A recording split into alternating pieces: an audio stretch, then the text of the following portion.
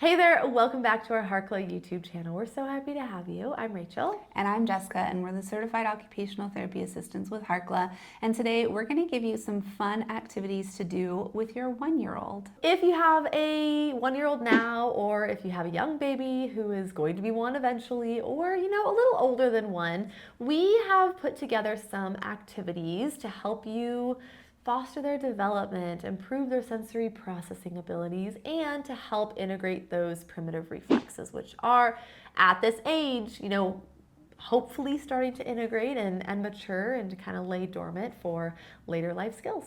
Now, if you have no idea what we're talking about right now, primitive reflexes, we do have some other videos that we will link in the description that are specific for infants and toddlers, talking about primitive reflex development, what that means, what it looks like. So after you're done with this video, make sure you go look at those as well because they'll be super helpful. Now, the goal here with this video is to give you just some simple activities that you can do during wake windows, right? We don't have a lot of time. I am here preaching this from the top of the mountains. We don't have time to make these like Pinterest perfect sensory bins and like beautiful, just acting like there's no time for that, right? So these are simple things you're just gonna have in your back pocket. You're gonna refer back to this video and be like, oh my gosh, it's raining outside. I can't go outside right now. So let's do an activity that is going to be beneficial for their nervous system. Yeah, keep it simple, keep it short too. 1-year-olds don't really have a big attention span, so these activities are going to be quick and short. You're going to do it with your child so that they can watch you and learn with you, and you can connect with your 1-year-old while you're doing these fun activities. So again, we just want to reiterate, we're not going to do these activities in like the set it and forget it type manner. We're going to work with them and play with them and, like Jessica mentioned, connect with them. So the first one is log rolling or doing a tortilla roll in a blanket. So this one's great for your vestibular system, your proprioceptive system, and you're going to simply lay the blanket out on the floor and have them lay on one side, and then you're gonna roll them up like a tortilla or like a taco. You're gonna play with them and put some different sprinkles on top and cheese and toppings and, rub and tap and provide some different tactile stimulation. And then you're gonna grab the towel or the blanket and you're gonna, no, I'm just kidding. you're gonna slowly and carefully unroll them, and they're gonna log roll out of the blanket. And then you're gonna make sure that you give them some pressure, some massage. You're gonna, squeeze them a little bit, give them some input.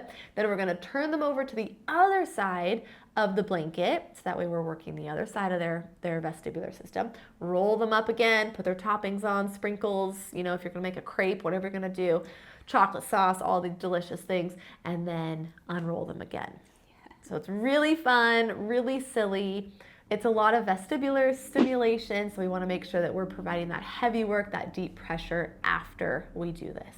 And actually, the next activity we're going to give you is a great one to follow up with. So the next one is a steamroller activity. And this is going to provide that proprioceptive input, that deep pressure that is calming to the nervous system. So after they've done the tortilla roll, do the steamroller. And the steamroller, you just need either a playground ball or an exercise or therapy ball, and you're gonna have your child lay on their stomach, and you're gonna just gently roll the ball up and down their legs and their back. And you're going to provide just enough pressure that it's like kind of like a hug or a squeeze. And you can give a little more pressure, ease up a little, less pressure depending on what they need, and just do it a couple of times. Count 1, 2, 3, 4, 5, and they're done. Love that one so much.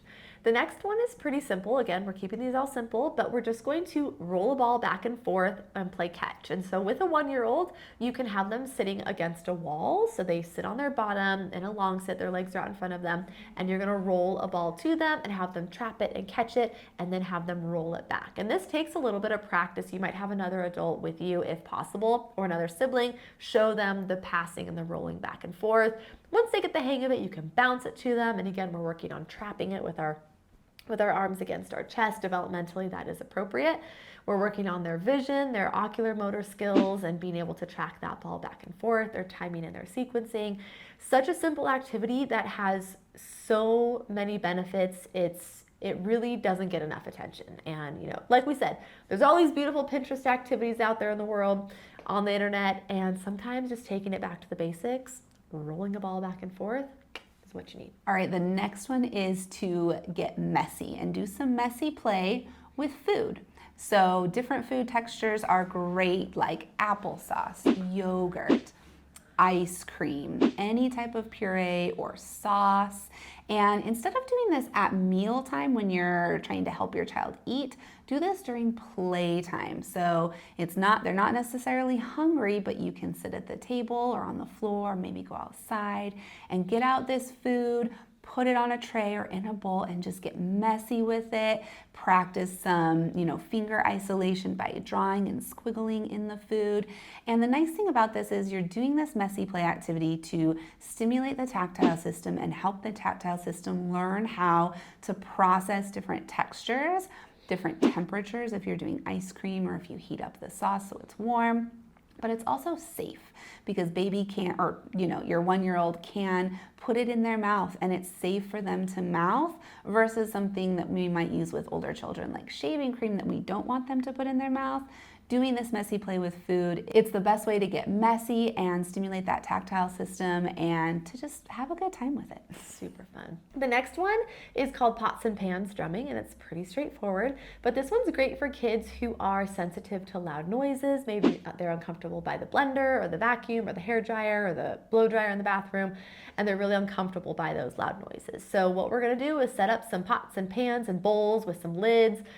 Whatever you have in your kitchen, pull it out, grab some wooden spoons and take turns drumming, follow a pattern, copy each other, let them make it as loud as they want to, and that way it will help modulate that auditory input. So the more comfortable they are with those loud noises, the better they can modulate it in different situations. And you can talk about, loud and quiet and loud and quiet and, drumming with 2 hands, alternating, drumming with 1 hand. What does it sound like when it's on the saucepan versus the big plastic bowl with a lid on it? You can compare and contrast some of those, but super simple, again, but so fun. The next one is to practice blowing and incorporate more blowing activities into the day. You can start with pom-poms or cotton balls, put them on the floor or the table and show your child how to blow and move these items across the floor. You can set up targets to try to have your child blow them into a target like a bowl or a cup. You can have them blow feathers off the table. See who can blow their feather off the table first if you have multiple children. You can practice blowing candles. You can practice blowing on hot food. But ultimately, this is really great for the oral structure. So when we're blowing, we are rounding our lips, we're controlling our tongue and our jaw, we're activating all of these muscles. So these activities are also great to do in preparation for feeding. So 10 minutes before mealtime, incorporate some blowing activities into the routine, and then their oral structures are ready to sit down and eat. The next one is a great one for integrating primitive reflexes, and what we're gonna do is get on our hands and our knees and we're gonna rock back and forth, kind of that rhythmic rocking position. This is great for integrating the STNR, that symmetrical tonic neck reflex. If your child is, not walking yet, this is a great way to help make sure that they're integrating that reflex to prepare for walking. It's a great way to work on ocular motor skills and just getting on their hands and knees is a beautiful developmental position. If they are walking already, it's great to get back down on our hands and our knees and to incorporate that rhythmic rocking. Going along with that, get your 1-year-old crawling. Make sure they are crawling on their hands and their knees. We want that hands and knees crawling with reciprocal movements. So 1 arm at a time, 1 leg at a time. And you can set up tunnels. You can get those pop-up tunnels. You can make your own tunnel using blankets and chairs. You can use cushions to set up like a triangle shaped tunnel and just get baby crawling. This goes along with those primitive reflexes as well, but it's great from a sensory development aspect too, because When your baby is crawling, they're getting a lot of tactile input from the different textures they're crawling on. They're getting a lot of proprioceptive input to their joints and their muscles, which helps with body awareness and strength. They're getting a lot of visual vestibular input as they're moving through their environment and turning their head and looking at different objects. So it's really just a full-blown sensory activity that we really recommend every child gets on the floor to crawl. Yep.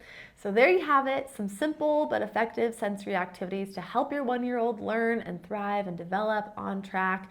But just keep in mind, if you are noticing any delays or any challenges or concerns, if you have anything, don't hesitate to reach out to your pediatrician, ask for an OT or PT evaluation, because we always say, when in doubt, rule it out, and we want to address those concerns early on, like if they're not crawling or if they aren't crawling in a hands and knees position. We want to make sure that we're identifying that why, and we're helping them as early as possible.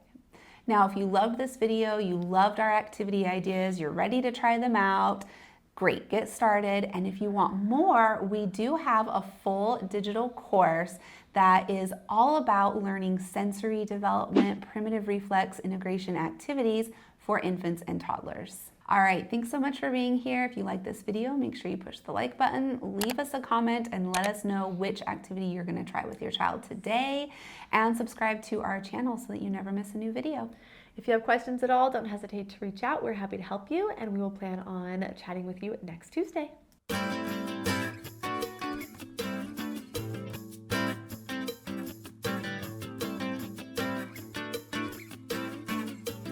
I'll do a turn.